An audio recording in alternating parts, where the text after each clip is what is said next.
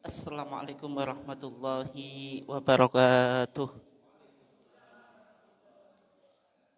Alhamdulillahi wahdah wassalatu wassalamu ala man la nabiyya ba'dah. Amma ba'd. Jamaah kajian Rumah Sakit Aisyah Bojonegoro yang dimuliakan Allah. Alhamdulillah pada pagi yang cerah ini kita diizinkan oleh Allah Subhanahu wa taala untuk tetap bisa istiqomah dalam upaya kita tafaqquh fiddin, mendalami agama melalui kajian ketarjian di akhir pekan. Salawat dan salam semoga senantiasa terlimpahkan kepada Nabiullah Muhammad sallallahu alaihi wasallam, keluarganya, sahabatnya dan seluruh orang yang mengikuti sunnahnya sampai hari kiamat. Bapak dan Ibu sekalian yang dimuliakan Allah, karena kita sekarang di bulan Dzulhijjah, sebentar lagi kita akan merayakan Idul Adha yang sebelumnya kita prediksi berbeda, karena dalam maklumat hisab hakiki wujudul hilal itu ketinggian hilal cuma 1 derajat lebih 17 menit 7 detik. Tapi ternyata dalam sidang itsbat kita beridul adha bersamaan, karena dalam hisab kemenak memang ada yang hasil hisabnya itu sudah 3 derajat. Kemudian juga diperkuat adanya orang yang melihat hilal di Aceh, sehingga kita beridul adha bersamaan, yaitu insya Allah akan jatuh tanggal 6 Juni, harinya hari Jumat Pon. Jumat Wage, mohon maaf, Jumat Wage. Bapak dan Ibu sekalian dimuliakan Allah, sehingga topik yang penting untuk kita coba dalami yaitu berkaitan dengan ibadah korban. Ya, karena Idul Adha itu salah satu hal yang paling penting yaitu berkaitan dengan apa? Korban. Allah Subhanahu wa taala berfirman, "Fasholli li rabbika wanhar." Fasholli, maka salatlah kamu sekalian, ai Idul Adha, maksudnya suruh salat Idul Adha. Wanhar ai al-udhiyah, maksudnya disuruh menyembelih korban. Sehingga korban itu rangkaian yang penting dalam hari raya Idul Adha. Hari raya Idul Adha identik dengan ibadah korban. Bagi umat Islam yang mampu, ya identik dengan pelaksanaan ibadah apa? Haji. Bapak dan Ibu sekalian yang dimuliakan Allah, tapi secara khusus karena korban itu cukup luas ya, kita hanya satu pertemuan kita ambil topik yang mungkin penting untuk kita ilmui, yang berkaitan dengan kepanitiaan korban. Karena secara umum kita andil atau berpartisipasi dalam kepanitiaan korban. Jih nama betul Pak Bu? Jih ya, baik lingkup kecil maupun lingkup besar. Kalau kita lihat korban dalam konteks sekarang itu secara umum dikelola oleh panitia. Jarang kita temukan korban dikelola sendiri, ya nyembelih sendiri, nyeceli, nguliti, pendistribusian atau pembagiannya sendiri. Itu jarang Pak ya. Secara umum dikelola oleh kepanitiaan. Ya, ketika dikelola oleh kepanitiaan itu ada beberapa alasan atau argumentasi ya, kenapa kok diserahkan panitia, tidak dikelola sendiri. Ya karena tidak semua orang bisa menyembelih gitu. Tidak semua orang apa? Bisa menyembelih, apalagi ibu-ibu ini. Bisa Bu ya? Nyembelih kambing bisa? Enggak bisa. Sapi? Enggak bisa. Ayam? Enggak bisa juga. Makan bisa? Bisa. Karena secara umum tidak semua orang memiliki kemampuan untuk menyembelih, sehingga dikelola oleh panitia. Bisa menyembelih tapi mungkin nggak bisa nguliti atau nyeceli, apalagi sapi. Terus membagikan juga kalau tidak diserahkan panitia itu biasanya kurang tepat sasaran, karena panitia sudah punya data. Sehingga korban melalui panitia itu diantara hikmahnya lebih efektif dan efisien, sehingga orang mau korban itu simple, praktis, nggak perlu repot. Tapi yang menjadi pertanyaan, apakah korban melalui kepanitiaan itu ada dasarnya dari Nabi? Kan penting untuk kita tanyakan juga kan. Ini sudah ada di zaman Nabi atau sesuatu yang baru? Jangan-jangan masuk bid'ah, berarti jenengan juga termasuk orang yang meramaikan bid'ah kan, jadi masalah itu. Nah sebenarnya kepanitiaan korban itu bisa kita temukan di dalam hadis Ali ibn Abi Thalib. Nanti jenengan cek di kitab Bulughul Maram yang ditulis oleh Al-Hafidh Ibnu Hajar Al-Asqalani di Babul Adhohi, bab korban, hadis nomor 2 dari terakhir itu, nomor 2 terakhir. Di sana dikatakan wa an Ali ibn Abi Thalib radhiyallahu anhu qol, dan diceritakan dari Ali ibn Abi Thalib bahwasanya beliau berkata, amaroni an-nabiy sallallahu alaihi wasallam an aku ma'ala budnihi. Amaroni memerintahkan ni kepadaku, siapa? An-nabiy sallallahu alaihi wasallam, Nabi Muhammad sallallahu alaihi wasallam, an aku ma'ala budnihi, untuk mengurusi unta-unta korbannya. Berarti dalam hadis ini Pak Bu, Rasulullah itu kan mudhahi, orang yang memiliki hewan korban. Diceritakan dalam riwayatnya lain, korbannya Rasulullah yang berupa unta itu mi'ata ibilin, 100 unta. Itu Rasulullah satu orang, korbannya berapa? 100 unta. Kalau dibuat atau dikasih karyawan rumah sakit ini dengan pasien itu 100 unta cukup atau kurang Bu? 100 unta. Lebih ya. Kira-kira satu orang dapat berapa kilo itu? Jadi pulang itu bawa daging banyak itu. Kalau 100 apa? Unta. Padahal yang korban Rasulullah satu orang. Rasulullah mudhahi itu sahibul korban punya 100 unta. Yang 63 disembelih oleh Rasulullah sendiri, yang sisanya disembelih Ali. Berarti 100 dikurangi 63 berapa Pak Bu? 37, itu disembelih Ali. Berarti di sini Rasulullah mudhahi sahibul kurban, Ali itu orang yang mengurusi kurbannya siapa? Rasulullah. Tukang urus-urus itu disebut siapa Pak Bu? Panitia. Berarti kepanitiaan kurban itu bukan bid'ah. Bukan apa? Bid'ah. Punya landasannya sebagaimana yang dilakukan oleh Ali ketika itu diserai 100 unta untuk dikelola. Rasulullah sebagai apa? Mudhahi atau sahibul korban. Sehingga kalau jenengan saya tanya Pak Bu, siapakah Bapak panitia korban? Jenengan kalau belum bisa jawab ini belum bisa jadi panitia, enggak boleh jadi panitia. Siapa?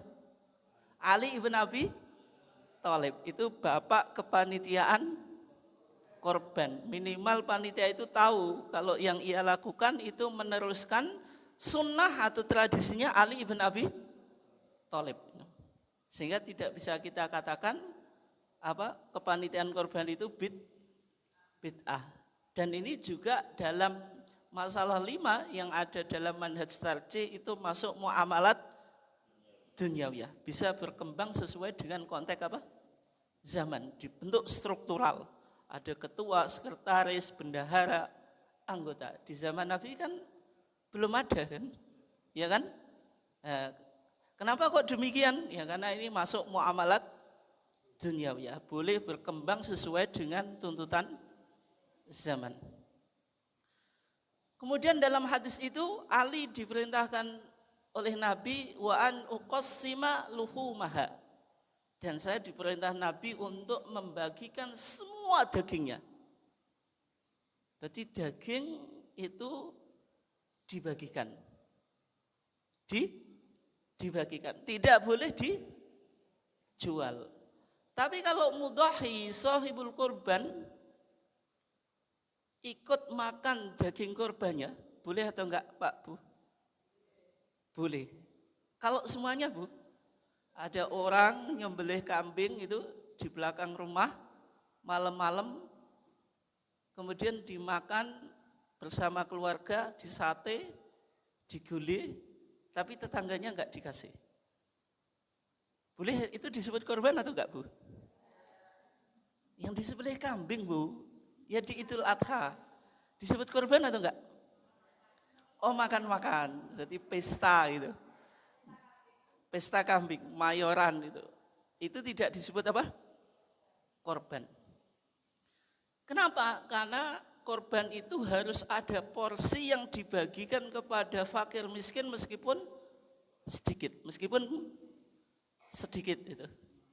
Misalnya kalau kambing Pak, satu kambing itu perolehannya berapa kilo Pak? 8 kilo? Ya kurang lebih 8 kilo ya. Nah, kalau satu kambing 8 kilo, yang 1 kilo dikasihkan fakir miskin, yang 7 kilo dimakan sendiri. Korban atau enggak Pak Bu? Korban atau enggak Bu? Korban Pak? Jawabnya korban ya Bu. Jenengan Bu, korban atau enggak Bu? Tapi kan 1 kilo tadi dibagikan ke fakir miskin. Yang semacam itu tetap korban Pak. Tetap korban Bu. Tetapi ibadah sing medit. Ibadah yang pelit. Ya kira-kira ganjarannya, pahalanya ya sinilai 1 kilo itu Pak. Itu tetap disebut korban. Kenapa? Karena yang disembelih apa? Kambing. Yang kedua ada porsi yang dibagikan kepada fakir miskin. Nah, saya bacakan di Fathul Mu'in ya. Wa yajibu at-tasadduqu, wa yajibu dan wajib apa at-tasadduqu menyedekahkan. Walau ala fakirin wahidin, meskipun atas satu orang yang fakir. Cuma satu orang fakir yang dikasih, cuma dikasih 1 kilo. Tapi itu ibadah yang kurang berkualitas. Karena ibadah kok pelit. Sehingga yang baik itu apa? Wal afdalu at-tasadduqu bikullihi. Tapi yang terbaik itu mensedekahkan semuanya. Semuanya apa? Disedekahkan. Illa lukaman yutabaraku biakliha, kecuali beberapa suap yang ia makan.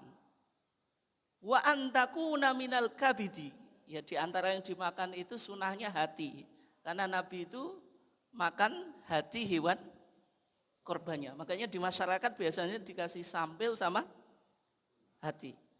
Wa alla yakula fauqa salasin, dan dia makan tidak melebihi 3 suapan, atau ada yang mengatakan tidak boleh melebihi 1/3.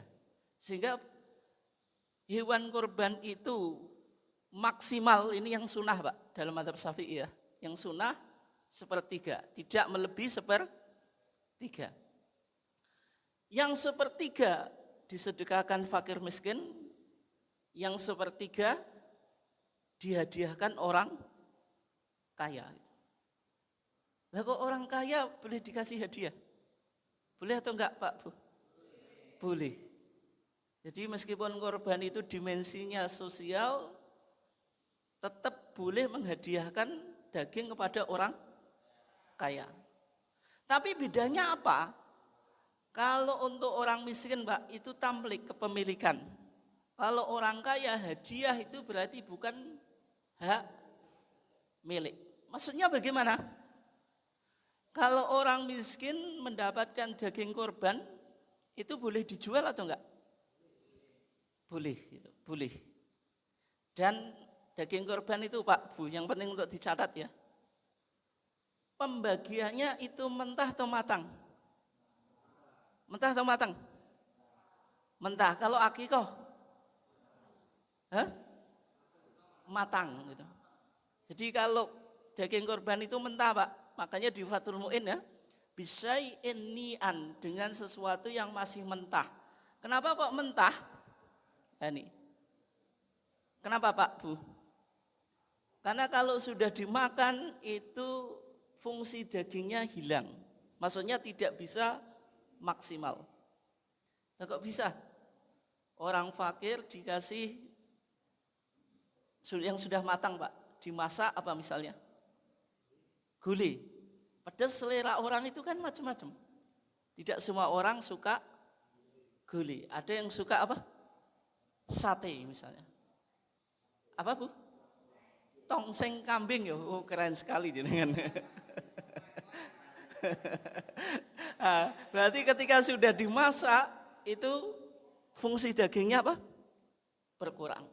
Yang kedua, ketika dimasak itu nggak bisa disimpan dalam waktu yang lama. Beda dengan daging. Bu, saya tanya, jawab jujur ya. Daging korban tahun lalu masih Bu di kulkas aja dengan. Serius Bu. Nah, ternyata nggak bisa hemat ibu-ibunya. Masa 3 hari habis Bu ya? Sekarang dapat korban malam habis gitu. Oh gitu. Oh 1 bulan masih. Tapi biasanya kalau lebih 1 bulan itu daging tapi rasa tempe. Ulet apa Bu? Rasanya sudah berubah, sepo. Kelihatannya daging tapi enggak fresh ya, sehingga rasanya tidak nikmat. Nah, sehingga daging korban itu Bu, kenapa Pak? Kenapa kok dibagikan mentah supaya bisa disimpan? Meskipun supaya apa? Bisa disimpan. Tapi kalau misalnya dimasak, bisa disimpan atau enggak Pak? Bu, dalam waktu yang lama? Enggak bisa ya. Bisanya jangan sing diinget terus itu apa Bu namanya Pak? Petis ya, berarti petis kambing. Dalam waktu yang lama, tapi kalau lama-lama kan juga enggak bagus itu kan. Kolesterol juga ya. Terus kalau dimasak itu nggak bisa dijual, nggak bisa apa? Dijual. Masa orang fakir miskin dapat masakan daging banyak kan nggak habis. Mau dijual kan nggak bisa. Nah sehingga korban itu dianjurkan dalam pembagiannya itu mentah, nggak matang Pak. Meskipun saya masih kecil itu saya masih ingat. Dulu korban itu kayak buah gitu. Iya Pak ya. Jadi diundang kayak makan buah gitu. Kenapa Pak?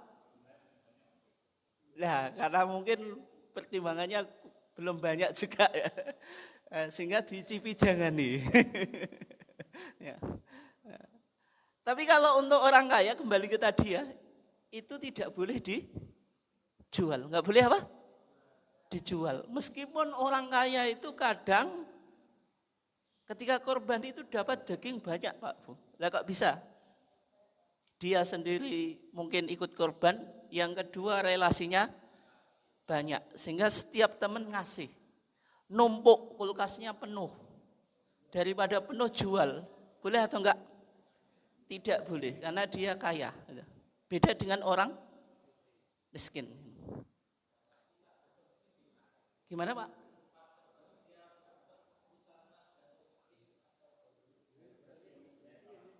Jatuh miskin.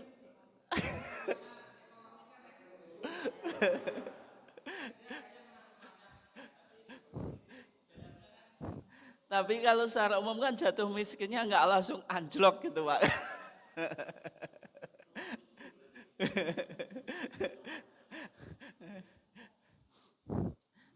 Oke ya, berarti tadi ya, Kalau dalam mazhab Syafi'i tidak melebihi sepertiga.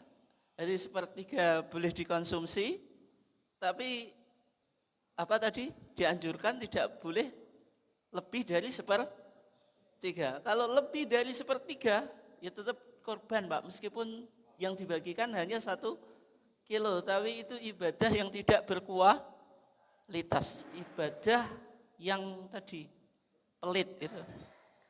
Yang sepertiga dikasihkan fakir miskin, yang sepertiga dihadiahkan orang kaya. Tapi bagaimana kalau misalnya sahibul kurban tidak makan sama sekali? Boleh atau enggak Pak Bu? Sah atau enggak? Sah atau enggak? Sah. Sekarang korban di tempat yang jauh itu kan cuma via transfer Bu.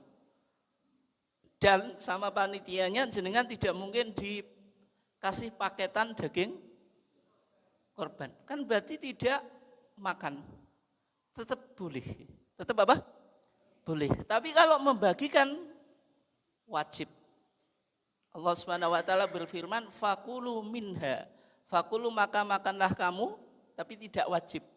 Minha, sahibul korban boleh makan, tapi minha, min itu litabid, sebagian, enggak boleh semuanya. Wa'atimu, dan kasihlah kamu makan, maksudnya suruh mendistribusikan daging korban, hukumnya wajib. Al-qani'ah, sasarannya orang fakir yang tidak meminta, ada korban tetap di rumah.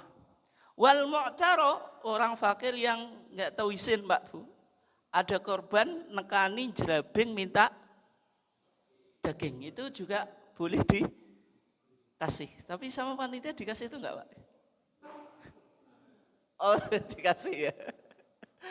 Tapi misalnya enggak dikasih itu, gimana itu? Ya lihat dulu yang minta itu siapa. Kalau warga kan enggak perlu dikasih. Kenapa? Karena sudah nanti dikasih mengikuti data kakak. Itu enggak apa-apa. Oke ya. Jadi tadi Ali diperintah oleh Nabi untuk membagikan semua daging korban unta.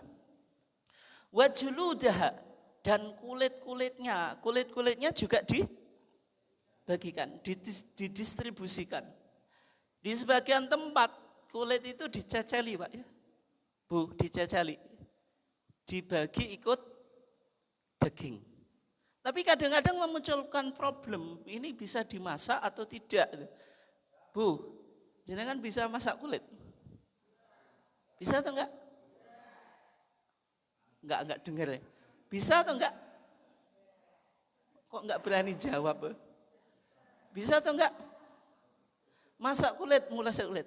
Bisa? Enggak bisa ya? Makan bisa?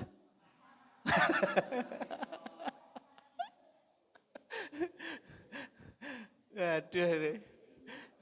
Jadi kulit itu ya problemnya ketika dibagikan kadang ya, diceceli itu. Dibagikan karena ibu-ibunya enggak bisa masak, dibuang. Ketika dibuang kan mubazir. Sehingga penting untuk dikaji di lingkungannya jenengan itu kulit itu kalau dibagi bisa dimasak, maksudnya ibu-ibunya bisa masak atau tidak itu. Nanti kalau dibagikan, diceceli, dibuang kan mubazir Pak.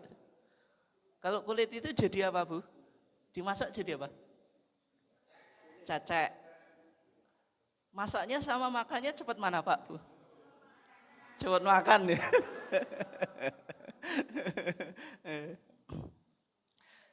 Itu, ataupun kulit misalnya dijualnya tapi model-model Pak.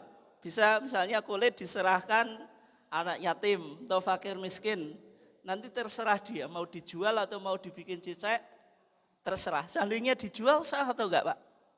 Sah, enggak apa-apa. Tapi kalau yang jual panitia gimana itu? Boleh atau enggak? Kalau yang jual panitia dilihat dulu uangnya digunakan untuk apa? Kalau dikembalikan ke sahibul korban, jadi korban dapat beretan atau kembalian, dapat cashback gitu. Boleh atau enggak? Tidak boleh itu, tidak boleh. Jadi panitia jual kulit korban dikembalikan ke sahibul korban. Tapi kalau korban syirkah Pak Bu, sapi kan maksimal 7 orang, bayarnya 3.500.000 sama dengan 24.500.000. Ternyata dapat sapi harga 21, kan lebih toh ya? Itu dikembalikan ke sohibul korban boleh? Boleh atau enggak? Boleh, karena belum berupa hewan korban. Tapi kalau kulit tadi, uangnya dijual panitia dikembalikan ke sohibul korban, tidak boleh. Bisa dipahami ya? Nah, sehingga kulit itu kalau dijual panitia tidak boleh dikembalikan ke sohibul korban. Yang kedua, untuk kepentingan umum, bisa dikasihkan fakir miskin ataupun anak yatim dan seterusnya.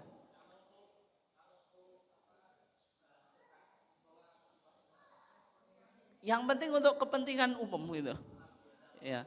Untuk kepentingan apa? Umum. Terus kalau penjualan kulit dapat kambing, biasanya kan dapat kambing kan banyak. Boleh atau enggak Pak Bu? Jadi enggak boleh itu Bu. Sekali-kali enggak boleh loh. Boleh atau enggak?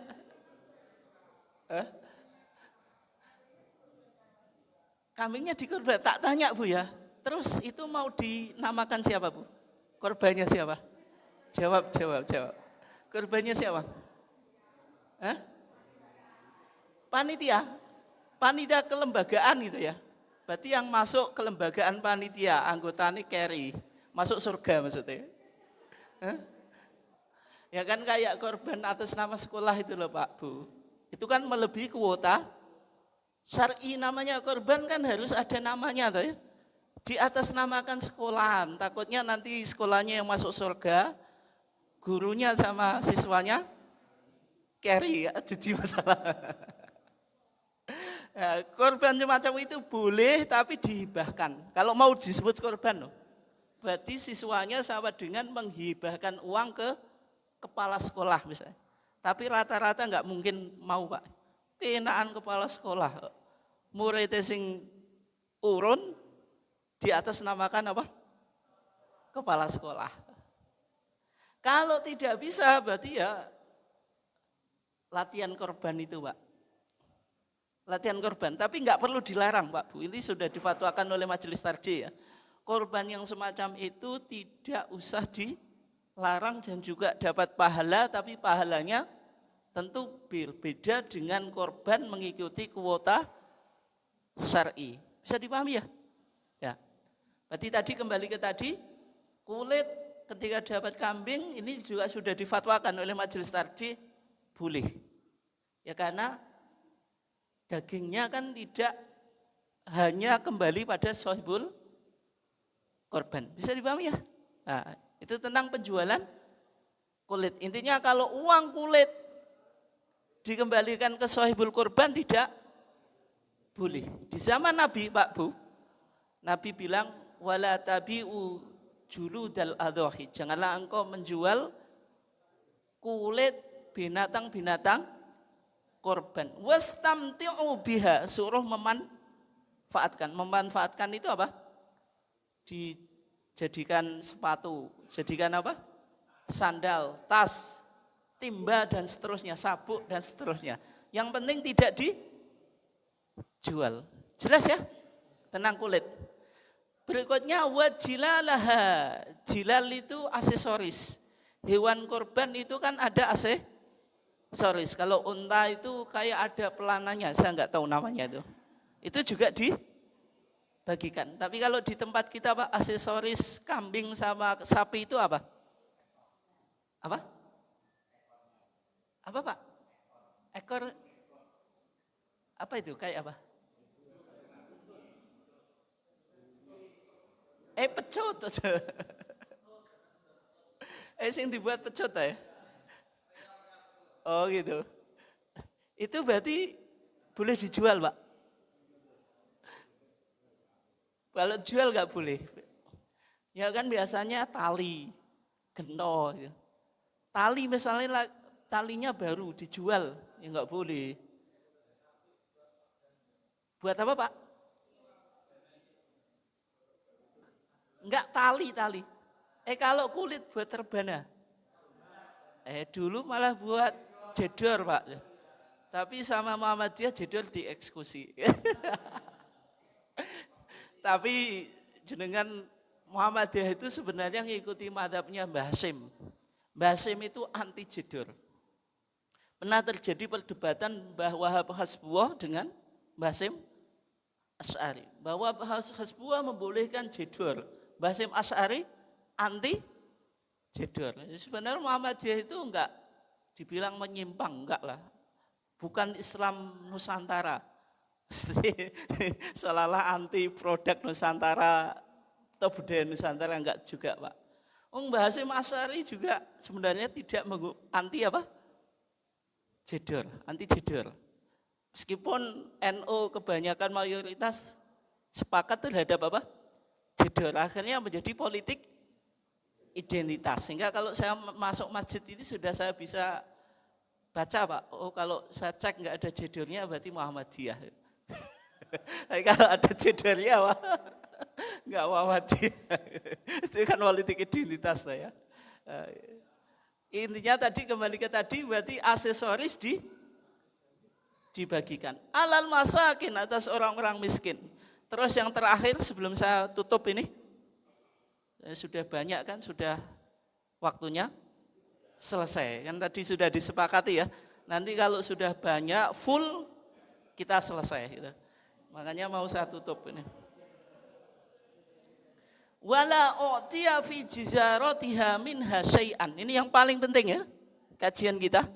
Wala u'tiya, dan saya dipesan Nabi supaya tidak ngasih fi jizaratiha dalam penyembelian unta tadi, minha dari daging unta dan seterusnya, syai'an, sesuatu apapun.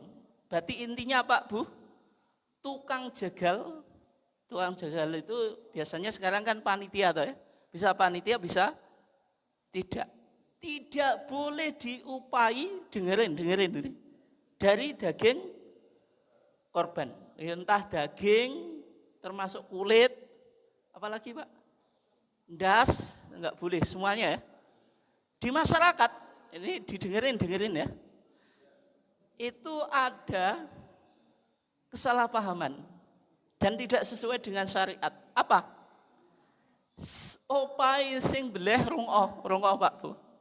Opai sing beleh apa? Ndase. Opai sing beleh apa? Ndase. Berarti ini yang dibeleh kambing yang ndasdus. Opai sing beleh apa? Ngambil kepala kambing. Nek sapi berarti ndaspi, Pak. Ndaspi kan ndasdus ndaspi itu ya. Ndasnya sapi. Opahnya yang menyembelih apa? Kepala sapi. Boleh atau enggak, Pak, Bu? Dijawab. Kok boleh tuh? Tidak boleh, Pak, sebagai opah. Jadi yang menyembelih tidak boleh, didengerin, Bu ya. Yang menyembelih tidak boleh dikasih opah dari daging korban. Dan seterusnya itu maksudnya ya kulit dan seterusnya. Opah yang menyembelih kulitnya enggak boleh. Tidak boleh. Berarti kalau sahibul kurban ngasih opah dari daging korbannya, berarti dia ibadahnya tidak totalitas. Ibadah kok ditransaksikan. Nah terus bagaimana? Opahnya boleh dikasih uang. Kata Ali, nahnu nu'tihi min indina. Kita kasih tukang jegal itu dari uang kita. Bisa dipahami ya? Pak, Bu, bisa dipahami? Berarti kesimpulannya tadi kalau di masyarakat banyak yang salah. Opahe sing beleh ndase. Nek kambing ya berarti ndasdus. Nek sapi ya ndaspi. Boleh atau enggak? Coba jawab Pak, Bu. Opahe sing beleh ndase boleh atau enggak? Sing beleh nggawa ndase boleh atau enggak? Sing beleh nggawa ndase. Tadi wong ndase sapa? Nek ndase dhewe ya boleh to ya.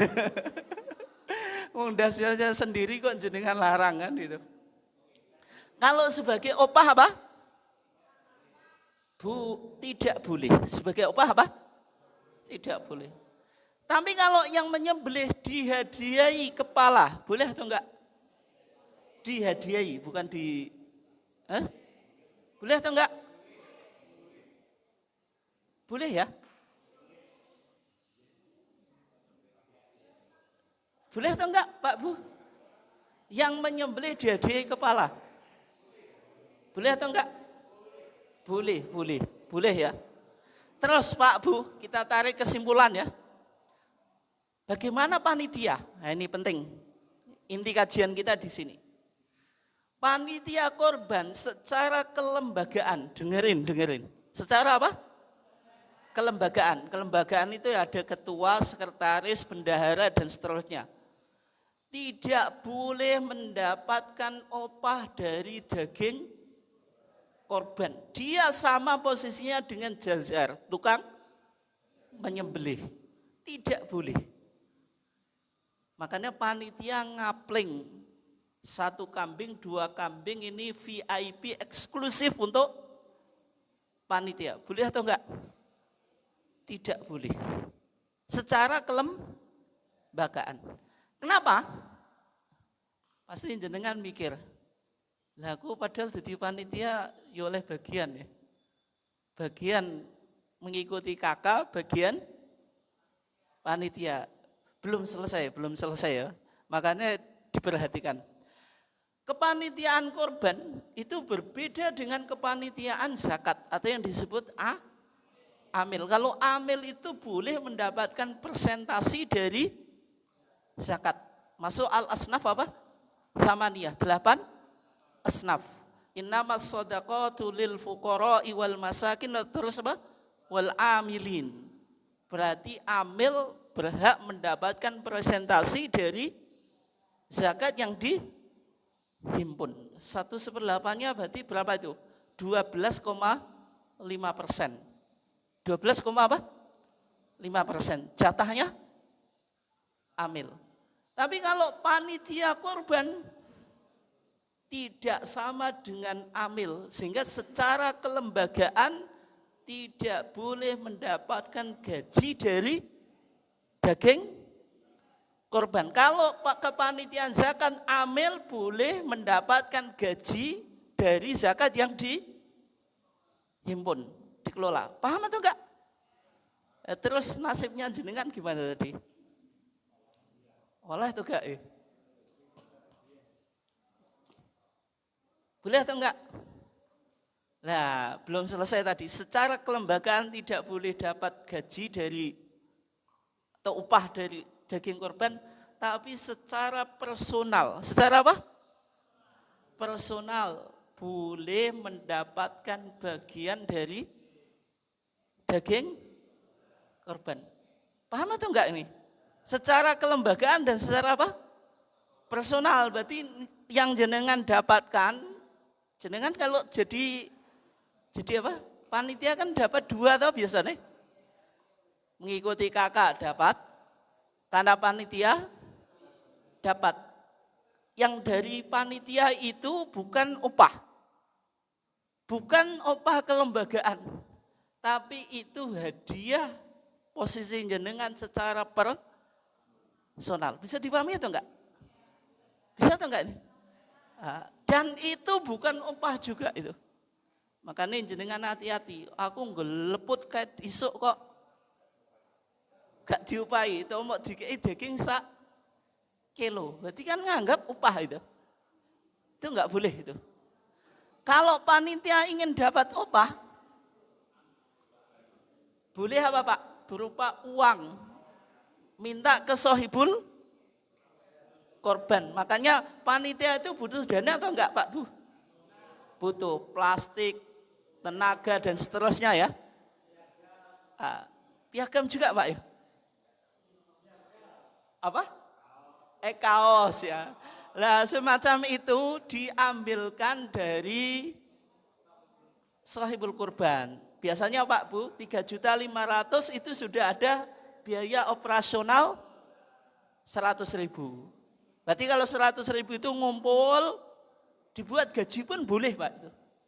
Tapi kalau jenengan minta gajinya dari daging korban, tidak boleh. Makanya tadi secara kelembagaan tidak berhak mendapatkan gaji dari daging korban atau ngambil dari daging korban. Tapi kalau secara personal boleh.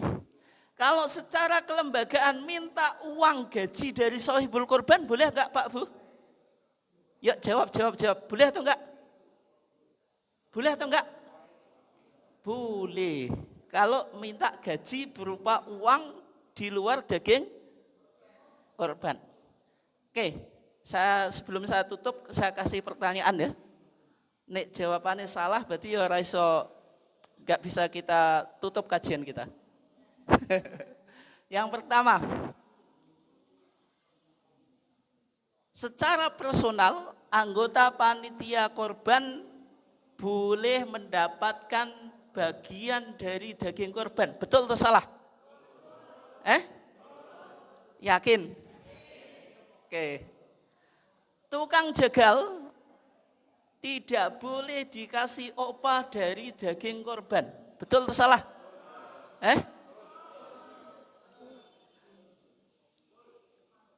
Kepanitiaan korban secara kelembagaan berhak mendapatkan gaji dari daging korban. Salah atau betul?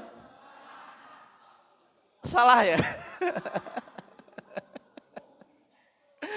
Terus soal berikutnya ya.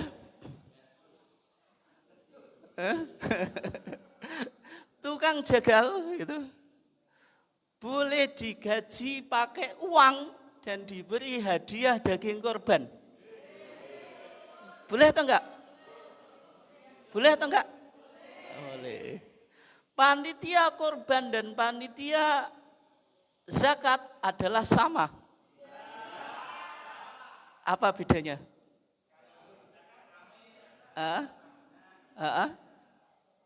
Oke, itu saja. Saya kira sudah paham ya. Ada pertanyaan atau enggak ini? Ada pertanyaan atau enggak? Enggak ada ya? Wes paham kabeh kok. Oke, kalau enggak ada kita tutup. Wassalamualaikum warahmatullahi wabarakatuh.